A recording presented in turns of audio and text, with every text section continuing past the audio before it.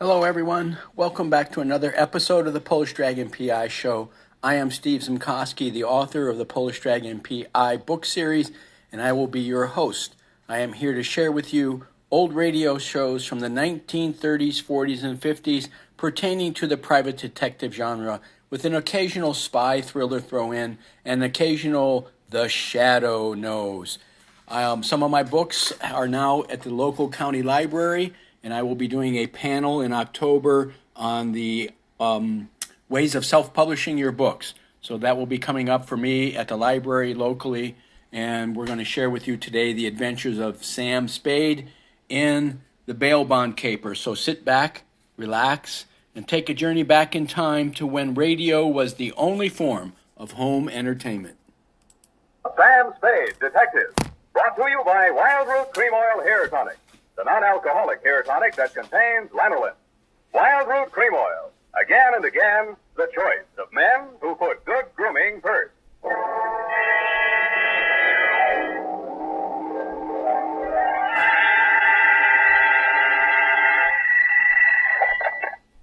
Officer Samuel Spade, Private Investigation. Good morning. Evening. Effie? Miss Perrine is on a vacation. Perhaps I may be of assistance, no doubt. I don't know. To whom am I speaking to? I am sorry, I cannot divulge that information to an entire stranger. May I take a message? Look, Miss Whoever you are, I don't want to discommode you, but I am sorry, but I will have to ask you in no certain terms to resist from this line you are handing me. I am not the type secretary. Forget it. I'll just call Miss Perrine long distance to dictate my report over the phone. Oh, my darling daughter, however regards of me, Mr. Spade. Oh, I'm Bernadine, Effie's relief. I mean yours. I could use some. Oh, shall I send out for some medicine? Yeah. The phone number's on the wall behind the water cooler. Tell them the 100 proof bonded and hang the expense. I'll be right down to dictate my report on the bail bond caper.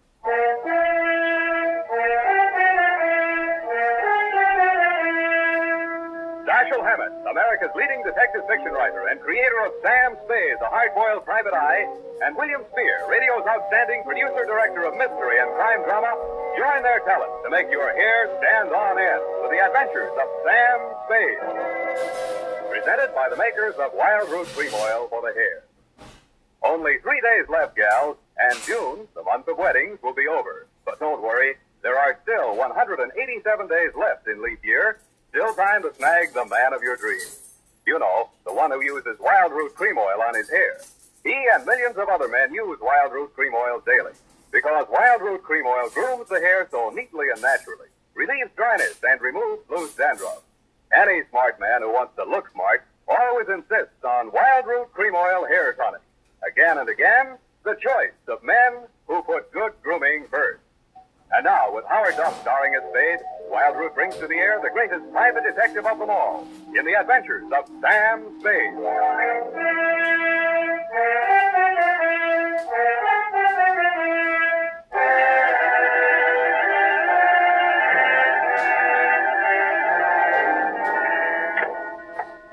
Oh, Mr. Spade, you are Mr. Spade. You just gotta be.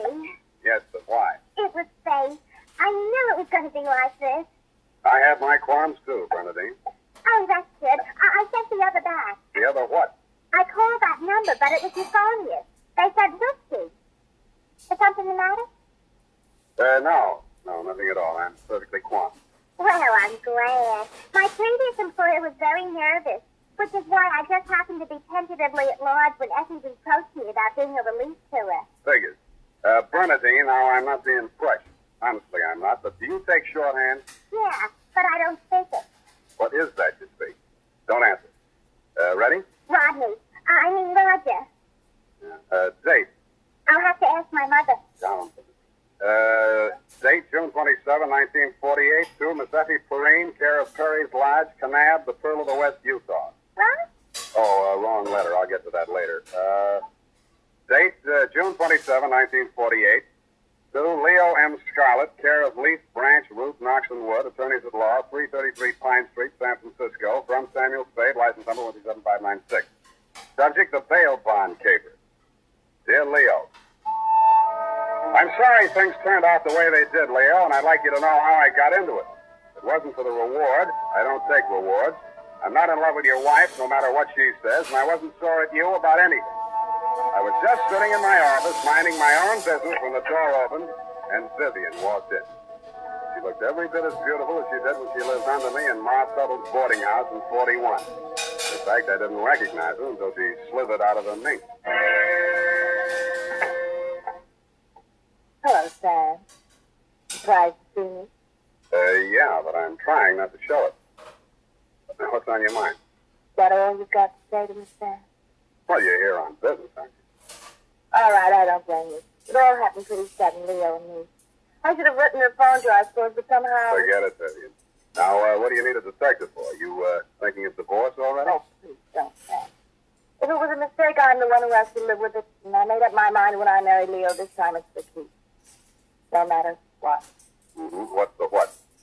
He's in trouble, Sam. Well, that's nothing new. Well, this time I don't think it's his fault. When Leo went legitimate, What's he say he's doing now? he's a bail bond book. Judging from your new look, I'd say he's a success. Sam, a man called him on the phone today. I answered. He said his name was Holiday, but I recognized his voice. He was an old friend of Leo's, Charlie Rosenthorn. Charlie, when did he get out? A couple weeks back. He was paroled. I don't know what he said over the phone, but Leo looked scared and sick, I don't wonder. The word around town was that Charlie took the rap to Leo. and I don't know anything about that. All I know is Leo's on the level now, and Charlie never will be. He did plenty on his own during that time, he says. Well, I won't argue that, but from where I sit, it looks like Leo better start wearing a gun again. He has. That's what I'm so frantic about, Sam. Did you hear any of the conversations with Leo's then? He didn't say much. But I did hear him say, all right, 10 tonight. I'll meet you there. That wasn't very smart of him. I know, but that's the way he is. It might be only for a payoff. I thought of that, too. But Leo hasn't got that kind of money. He's been dropping out at the racetracks lately. And even if he had it, he's not the type to pay blackmail. I don't like it. Why should I stick my neck out? Why did you have to come to me anyway? Because I trust you, Sam. I know you were jealous of Leo. I was? Sam, if you ever meant anything, if you meant half the things you said to me and me, Stop it, that's blackmail. oh, I feel so lost and alone. I don't know where to turn. Okay. Now I'll see what I can do. Oh, Sam, I'll make it up to you somehow. You see if I don't. Sure you will. And tell Leo to stop dropping his money at San Ferran. This is going to cost them plenty.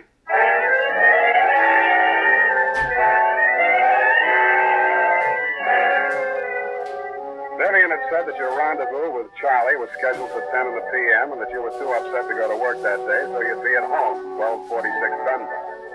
I took a plan in your apartment building from a sleepy lagoon-type cocktail bar across the street called, you guessed it, the Sweet Leilani.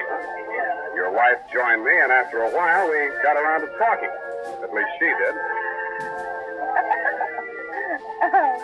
I bet you can't guess what I'm thinking about. Huh? Listen, Sam. You remember that night we drove to Half Moon? Hey. Oh, you do remember. Oh, we used to do the craziest things. I should have married you, Sam. Please, know what I'm drinking. You know what?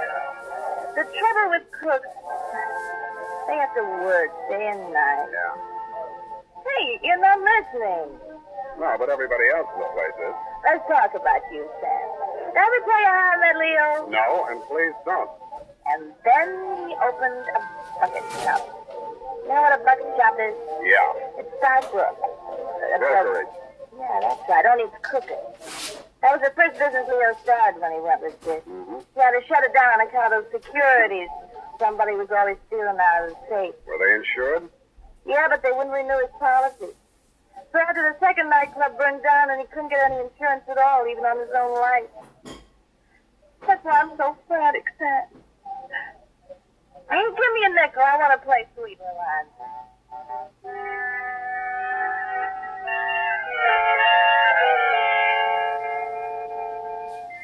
15 nickels, and 2 hours later, Sweet Leilani broke under the strain, so we had Princess Papuli to leave a nut gave out, and we're starting on the Hawaiian war chant when she disappeared through a door marked Wahine, Hawaiian for powder room, and never came back. Around 9:45, I mumbled something to the bartender about the lady will pay, put on my smoke glasses, and strolled out and across the street. You came out of the building a couple of minutes later. You led me a zigzag course up Merchant Street to Salon, across Salon to Commercial, down Commercial to Drum, and made a lateral pass over Drum back to Dunbar. Your destination, I'd never have guessed it, was the Sweet Leilani. Happily, they were not playing Sweet Leilani. It was very, very quiet. The regular customers had taken a powder, and I didn't blame them. In the new crop at the bar, I counted 10 broken noses, at least 5 broken paroles, assorted knife scars, and 4 pairs of cauliflower ears, and 1 maverick. You slid into a booth at the end of the bar, took the gun out of your shoulder holster, and laid it down on the table in front of you.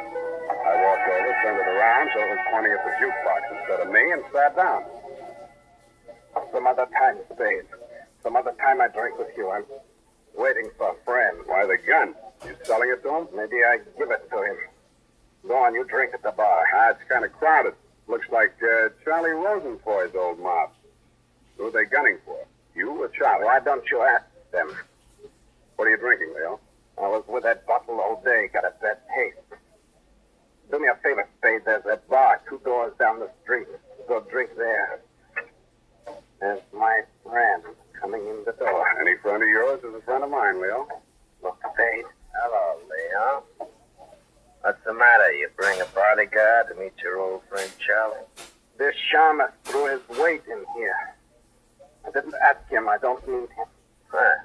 That sounds like the old Leo Scalaria. The name is Scarlet. Oh, pardon me. I've been on the rock for so long, it's hard to catch up on all the changes. There's been a war, Charlie. Anyone pitch you to it yet? You got a smart bodyguard, Leo. Let's talk. Let's go somewhere else and talk. I like it here.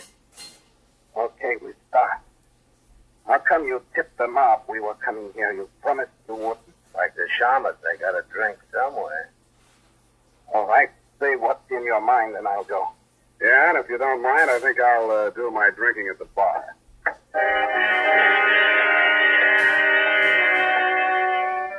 Both of your guns were on the table. It didn't look as though you were going to use them on one another, and I figured that neither of you was going to do much talking in front of me anyway, so I strolled back to the end of the bar to look at the television. The 10 o'clock news roundup was on, and the ticker tape that was moving across the screen said ... in Atlantic City today, period. I ordered a highball, and then the ticker tape started again. This time it said San Francisco, $1 million bail bond robbery. $1 million in negotiable bonds is tonight in the hands of a group of daring hold-up men who commandeered an armored truck at the very portal to the police department in the Hall of Justice. And it said, this concludes the 10 o'clock edition of the television news roundup. I had a slight hunch that if the television boys had had their cameras on the big bail bond robbery, that at least some of the characters would have been played by at least some of the bad actors that were foregathered in the Sweet Leilani. In fact, what you and Charlie were saying and doing when I walked back to your booth was almost too much for the point. You let me see the bulky portfolio Charlie shoved across the table at you. It looked like a carrying case of a bond, bank messenger type. But it was sealed with wax blobs bearing the imprint of the Great Seal of the state of California. I was impressed. Where'd you get this? You can read about it in the papers, and if I was you, I'd get this out of sight before them papers hit the street. One thing more. Don't try to clip none of them coupons. And one thing more in addition. Don't open it at all. Sure. Spade? Yeah, Leon? Think I hire you after all.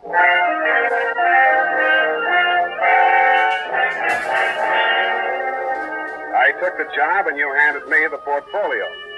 Outside, we flagged the taxi and you gave the driver an address on Portsmouth Square.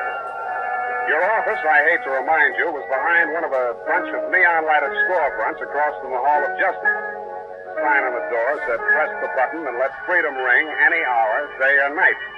The only bell in sight was a stop-press-type burglar alarm. You unlocked the door and we went in. You paused in front of a big green safe with a combination lock and started twirling the knob. The tumblers clicked into place. I picked up an inkwell and waited for the safe to open.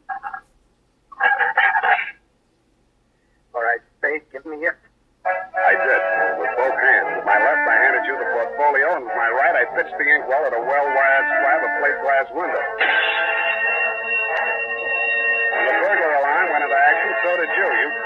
anything, and were out of the door and out of sight before you could say, "Let freedom ring." While I was waiting for the cops to arrive, I helped myself to a $500 bearer bond I found lying loose in your safe. I had a feeling I might be needing some bail myself.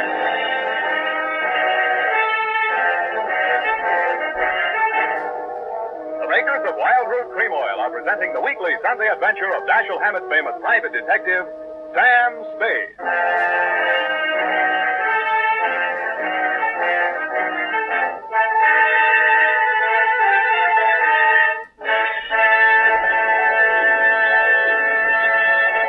Now, here's important news on good grooming. If you want the well-groomed look that helps you get ahead, socially and on the job, listen. Recently, thousands of people from coast to coast who bought Wild Root Cream Oil for the first time were asked, how does Wild Root Cream Oil compare with the hair tonic you previously used? The results were amazing. Better than 4 out of 5 who replied said they preferred Wild Root Cream Oil. And no wonder. It gives you the advantages that men consider most important. Wild Root Cream Oil grooms your hair neatly and naturally, relieves annoying dryness, and removes loose dandruff. What's more, non-alcoholic Wild Root Cream Oil is the only leading hair tonic that contains soothing lanolin. That's like the oil of your skin. So ask for Wild Root Cream Oil Hair Tonic. Again and again, the choice of men who put good grooming first. By the way, smart girls use Wild Root Cream Oil too, and mothers say it's grand for training children's hair.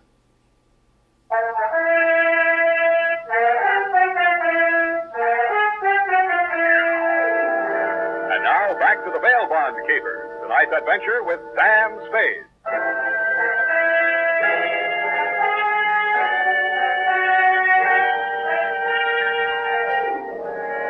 I had hoped, Leo, when I made my spectacular move in your bail bond office and set the bells to ringing, that I'd get the caper off my neck and onto the capable shoulders of the police, where it now belongs.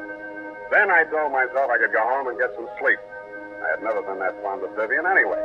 I was holding the $1 million portfolio, complete with its big official seal still unbroken, ready to hand it over with a flourish to the first boy in blue that rushed in. But then I saw something that dashed my hopes. There was a strip of Scotch tape across the bottom of it. It wasn't up to me to tamper with important evidence, but I didn't have to. It was only a question of what magazine had been cut up to replace the $1 million in bearer bonds. That question was answered at headquarters 20 minutes later. It turned out to be the last 52 issues of Radio Life, which even Captain Walsh of the robbery detail admitted was no help. Neither was Captain Walsh.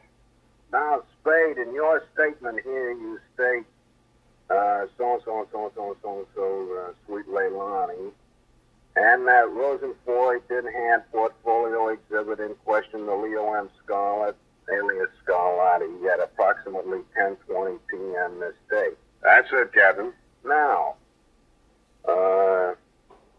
you sure you want to stick with this? You don't want to change any part of the statement? No, I just want to go home and go to bed. I'm afraid you're going to stay with us for a while. Who, me? Statement of Jordan Joyce, M.D. Statements of Hilda Stackwriter, R.N. and Mildred DeVilbiss, R.N. Day and night. Nurses, respectfully. Who's sick? Rosenfoy. He's been quarantined in his home in Daly City since his release from Alcatraz 4 days ago. Chicken pox. Sorry, Sam, I'll have to book you. You sure you don't want to add anything to that statement? Only this. Kelsey Walsh, if you continue to do such brilliant police work, you will be waving a stop sign at a school crossing in time for the fall semester. You are a hangnail on the finger of justice.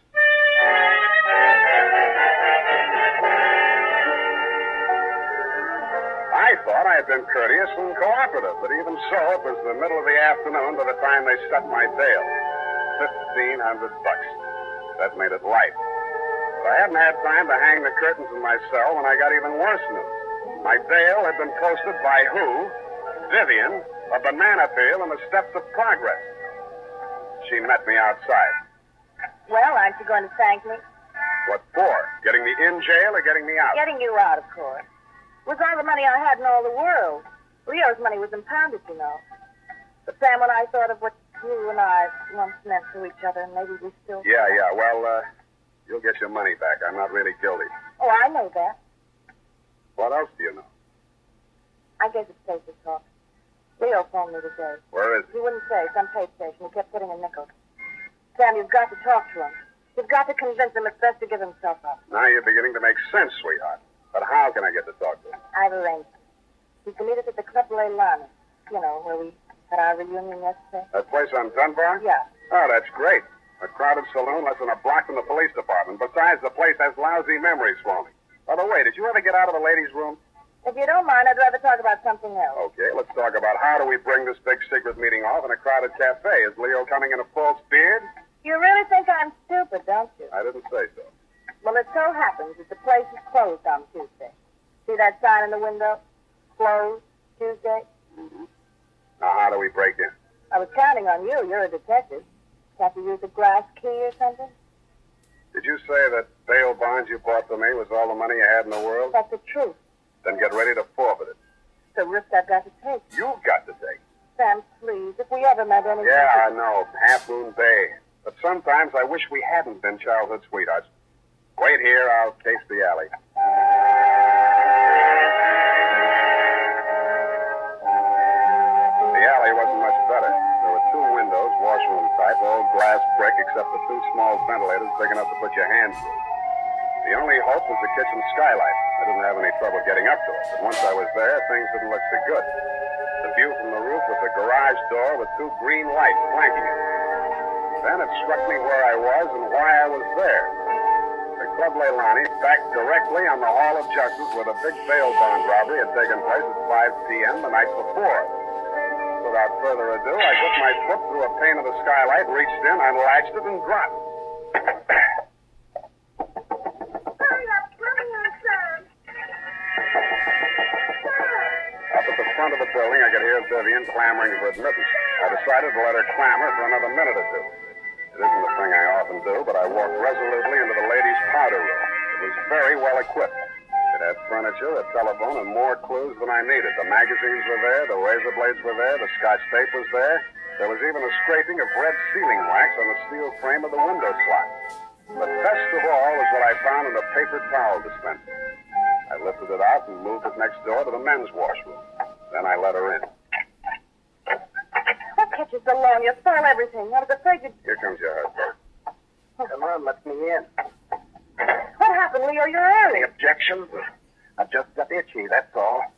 How are you, baby? Don't, Leo. I'm so nervous. Strange. What are we going to do, baby? What's Spade going to do for us? Tell him, Sam.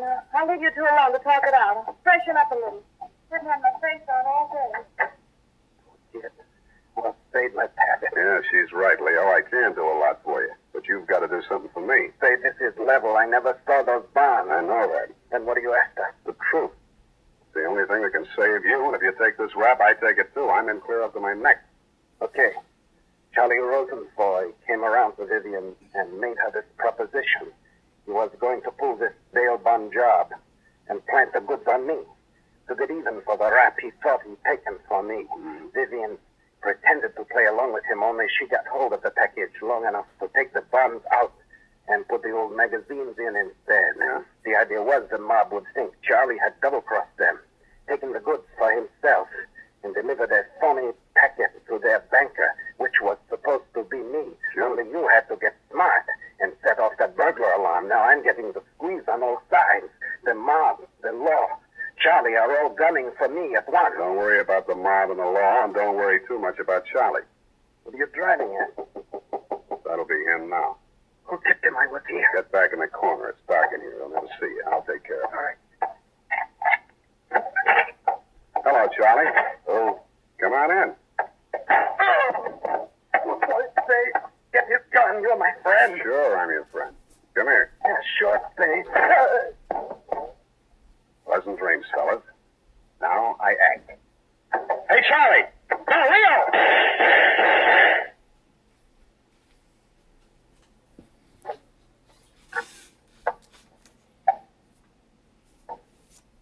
Vivian? Sam?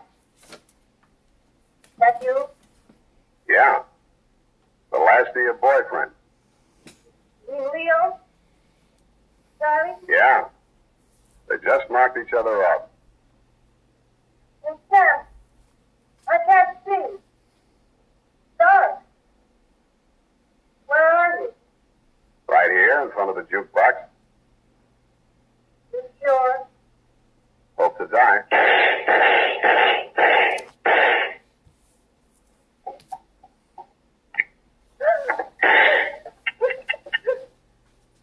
Stop it, Vivian. It's empty. Grandma.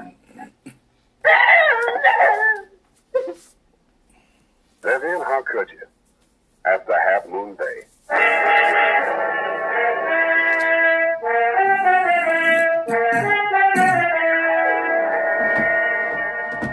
I'm sorry I had to knock you boys out, Leo, but better lumps than bullet holes, eh? After she started wrapping up the caper, it wasn't too hard to figure what she was up to, providing you could keep her smoke out of your eyes. She told Charlie how to operate on you and told you how to operate on Charlie. $1 million for her and 2 dead gangsters lying on the floor of an empty joint where they'd shot it out. The secret of the missing bonds would have to be written off by the police as having died with either one of whichever of you ever had them. Period. End of something. Pardon me, Mr. Spade. I know you're tired, and if you're too brushed, please feel free to elude the whole matter. But Yes, okay, let's do that. thank you. Effie said that you were always glad to qualify any little points that she didn't understand. She said that, did she? Yeah, but she also said that quite accidentally that you sometimes leave things out that should be left in. Bernadine, times are very bad. They're cutting salaries everywhere. But where were they during the whole nefarious affair, if you'll pardon the expression? The bond? In the paper towel dispenser, didn't I say so? Oh, that's what you moved to the name. But how did they get there?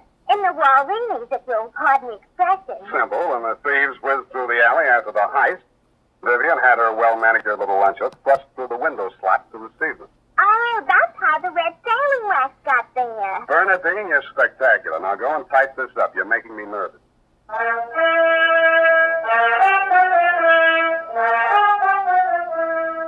You know what they say about people who like mysteries? Once a mystery fan, always a mystery fan. And that goes for hair tonics, too. Once a Wild Root Cream Oil fan, always a Wild Root Cream Oil fan. Just try it and you'll see what I mean. Wild Root Cream Oil grooms the hair neatly and naturally, relieves annoying dryness, and removes loose, ugly dandruff. So tonight, or first thing tomorrow, step up to your drug or toilet goods counter and ask for Wild Root Cream Oil. Get the big economy bottle and the handy new tube that's easy to pack when you travel. Also, ask your barber for a professional application of Wild Root Cream Oil Hair Tonic. Again and again, the choice of men who put good grooming first. Well, here it is, Mr. Spade. I hope it's not too erroneous. Oh, I'm sure it's quite offensive. Don't you mean inoffensive, Mr. Spade? Have it your way. I don't want to sound imprudent, Mr. Spade, but I must say that your conduct through the whole thing was very brave and outrageous. Don't you mean courageous? Oh, now I've got you doing it. You're going to be just like Mr. Como. Your previous employer, no doubt. Yeah, poor man. You know, he finally became completely erasable. They had to take him away. What were his symptoms? Well, when he ordered the puppy biscuits, I thought he was just being concentric. But after a while, he wouldn't answer to anything but Rover. I had to sprinkle his flea powder in the morning, you know? And then he had his little tricks. He always wanted to show off, you know, sitting up and rolling over. He could shake hands, too. What's so great about that? Any dog can shake hands. Yeah, but can you scratch your ear with your fist? If I set my mind to it. Now go home, Bernadine, or I'll report you to the SPCA. You can't frighten me. Effie told me that your bark is worse than your bite. Good night, Miss Spade. Effie, in far-off Kanab, come home, sweetheart.